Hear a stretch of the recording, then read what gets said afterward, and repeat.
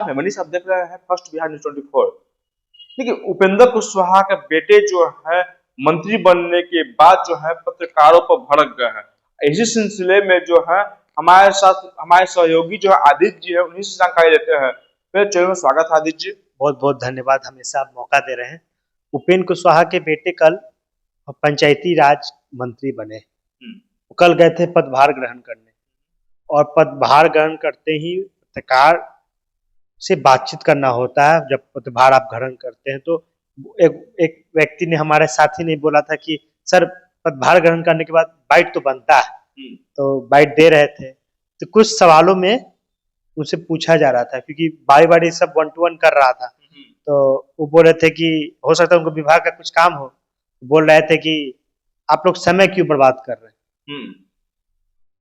जब आप पदभार ग्रहण कर लिए, जब आप जनता के जवाबदेही आप हो गए हैं, तो पत्रकार का काम है उनसे सवाल पूछना।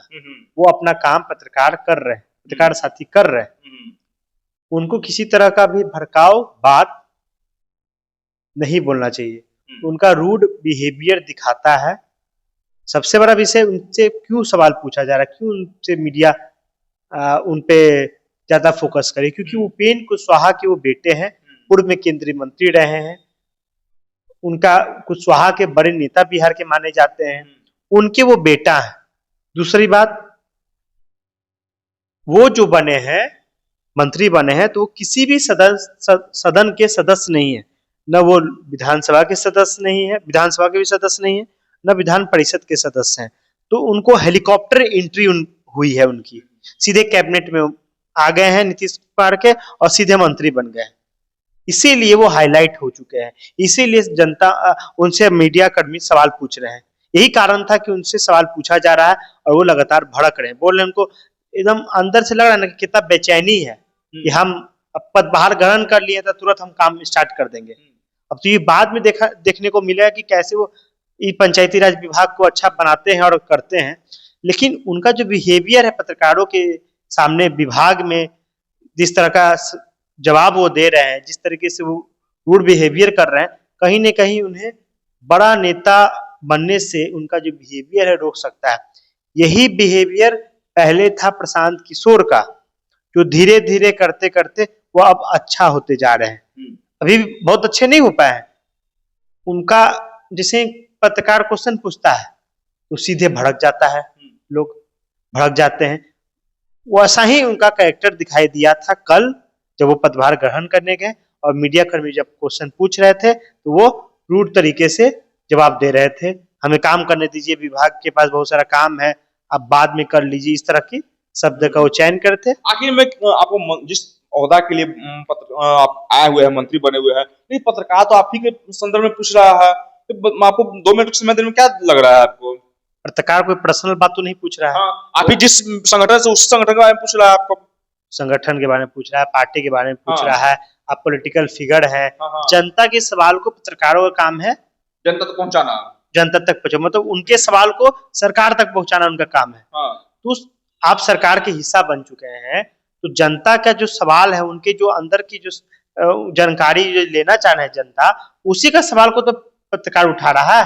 अब जनता के आप जवाबदेही है, अब आपका जनता का क्वेश्चन आपसे पूछा जाएगा तो भाग क्यों रहे हैं आप? सबसे बड़ा सवाल ये है। आप कोई सरकारी जॉब नहीं करने आए हैं यहाँ, आप यहाँ पर आए हैं सरकार को चलाने के लिए। और मीडिया चौथा स्तंभ है लोकतंत्र का।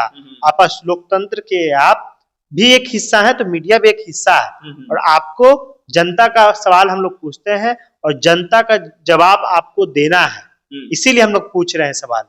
आप भड़कने के लिए और भड़काऊ तरीके से, रूड तरीके से बिहेवियर के लिए हम लोग नहीं पूछ रहे हैं। हम लोग के पास और भी कई लोग हैं, क्योंकि आप एक ऐसे परिवार से आते हैं, एक ऐसे पार्टी से आते हैं, ऐसे पिता के आप संतान हैं, आप पे सवाल पूछा जाएगा, और लगातार हम लोग पूछने का काम करेंगे भी। जी, क्या लग रहा है ये बिहेवियर के कारण उनको, जो शायद पत्रकार से उनको माफी मांगनी चाहिए या नहीं मांगनी? क्या लग रहा है? एकदम माफी मांगनी चाहिए।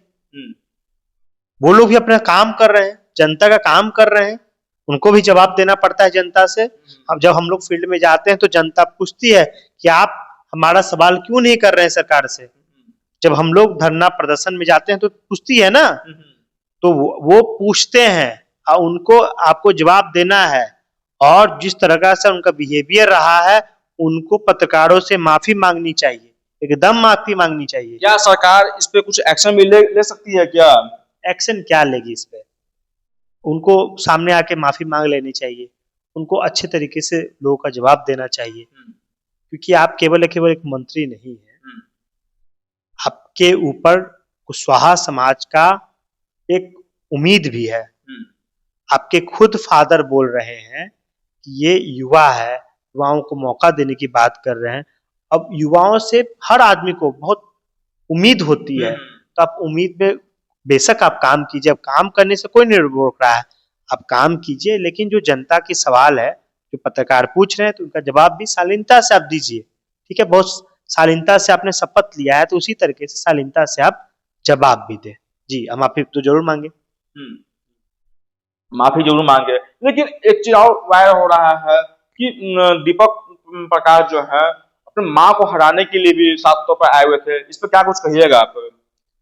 नहीं, जो कैंडिडेट के वो एजेंट बने थे, उनसे कई मीडिया कर्मियों ने बातचीत किया, तो बोले थे कि उनको जाना था काउंटिंग स्थल पे, तो काउंटिंग स्थल पे जाने के लिए वो उनसे मदद लिए थे और वो उनको अपना काउंटिंग एजेंट बनाकर उनको भेजे थे। उन्होंने बोला कि ऐसा कुछ नहीं है कि हमको, मेरा तो जमानत भी, उन्होंने बोला कि मेरा तो जमानत भी नहीं बचा पाए, हम 300 के आसपास वोट ला पाए। ऐसा कुछ नहीं था कि अपने माता को हराने के लिए वो आए थे, वो मदद मांगे थे और हम मदद के लिए उनको काउंटिंग स्थल पर भेजे थे। जी, बहुत बहुत धन्यवाद। अच्छा, ये बताइए, पंचायती राज मंत्री बने हैं, तो क्या लगता है कितना काम कर पाएंगे ये? युवा है, उम्मीद है, सभी को उम्मीद लगा के भी रखना चाहिए। देखिए, अब तो पदभार ग्रहण किए हैं, कम से कम उनको 6 महीने का समय दीजिए, कम से कम, क्योंकि नीतीश कुमार भी इन पे काफी विश्वास किए हैं।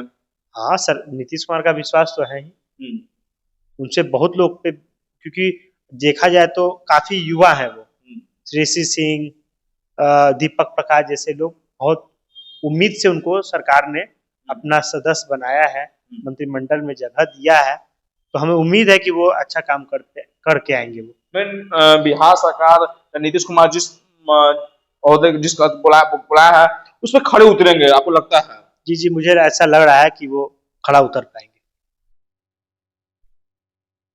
तो आप YouTube पर देख रहे हैं और चैनल अब तक सब्सक्राइब नहीं किया है, जल्द सब्सक्राइब कर लें, और फेसबुक पर देख रहे हैं फॉलो नहीं किए हैं, जल्द फॉलो कर लें। इसी तरह का न्यूज देखने के लिए आप फर्स्ट बिहार न्यूज 24 पर धन्यवाद।